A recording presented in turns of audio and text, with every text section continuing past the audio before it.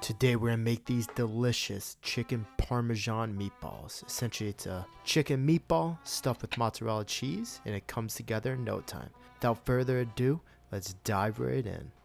Let's chat breadcrumbs first. I really love to use chicharrones in place of breadcrumbs. Provide similar texture and it's a way cleaner ingredient. So start off, we're going to blend these up. Little taste test. They're delicious.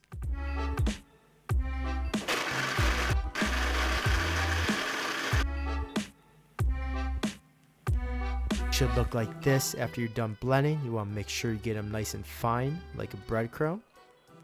Little chicharron pro tip for you. I have noticed when blending chicharrones every now and then there's these little hard bits that don't blend up, so I like to comb through with my hands and just remove those. Next up, we're going to do a little sauteed garlic and onion for the meatball mixture. So start off by cutting up an onion. We're just going to do half. Give this a nice dice. Grab yourself 3 garlic cloves, cut off the ends, remove the skin, give that a nice little mince and set aside. Grab yourself a pan. I got this on medium heat. Drizzle in a little olive oil. Throw in about a half tablespoon of butter. Let that melt and then add in your onion mixture. We're going to hold off on the garlic because we don't want that to burn. Sprinkle the onions with a little bit of salt and pepper. Give this a toss. We're just going to let this cook for a few minutes until it starts to turn translucent.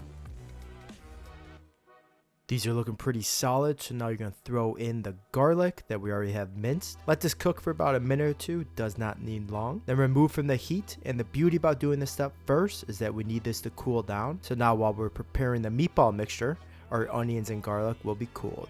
Yeah! It's meatball time, baby. So we're going to be using 1 pound sweet Italian ground pork sausage. This is going to provide some fat since chicken can get pretty dry. Speaking of the chicken, we're going to use a ground chicken, 2 pounds of that. We're also going to use 2 eggs. Last but not least, the start of the show, the mozzarella. A little tip for you, don't get the buffalo mozzarella. That's the one in the water. That one's going to melt everywhere if you throw it in the oven. This one's a little more firm, so it's going to work out perfectly. Cut that open. We're going to cut it into strips and then cube it from there. You'll only need about 8 ounces of the mozzarella, so basically just use half of the block, and then once you have the cubes, put them in the bowl and we'll move on. Grab yourself a nice handful of Italian parsley, then roll them up in the paper towel. That way they're going to dry nicely. Rip off the stems, and then we're going to finally chop this, throw it in a bowl, set aside. Grate up 1 cup of Parmigiano Reggiano, set aside. Crack 2 eggs into a bowl. I like to do a little splash of almond milk, give it a little creaminess factor. Whisk up and then set aside. The prep work is done, so it is meatball time. Get yourself a big glass bowl. Let's get to work.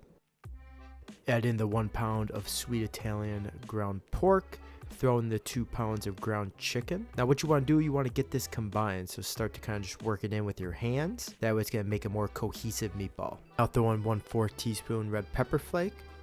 Half teaspoon thyme, 1 teaspoon Italian seasoning, 1/4 teaspoon garlic powder, 2 teaspoons salt, half teaspoon pepper, 2 eggs, the onion and garlic mixture, 1 cup grated Parmigiano Reggiano, 1/4 cup Italian parsley, 1 cup pork panko, half cup almond flour. Add in 3 tablespoons of olive oil. This is going to help the mixture stay nice and moist. I like to hit my hands a little bit as well. The meat's not going to stick as much. Time to dive on in with those paws. Get those babies dirty. You want to make sure this mixture gets nice and combined. So really kind of work everything together. This mixture is looking good. So now grab yourself a sheet tray. Drizzle with a little olive oil and then grab a brush. Just work that in. This is going to help so that the meatballs don't stick. Time to shape these babies up. I have a small little ice cream scooper that I'm using. If you don't have this, just use your hands. I'd say a little bigger than like a golf ball. We want these to be pretty big, so remember we're stuffing them with the cheese. What's also nice with this recipe, it makes quite a bit of meatballs, so grab 2 trays. And then you could just freeze a batch if you're not making them for a lot of people. It's just nice to have on hand. Time for the fun part. Let's stuff these meatballs. Grab a piece of the cheese and then right in the center, push down as you're folding over, kind of like a taco. So you want to just fold those sides, kind of pat it in, and then re-roll it. This way it's going to ensure that the cheese is going to stay inside as we bake it.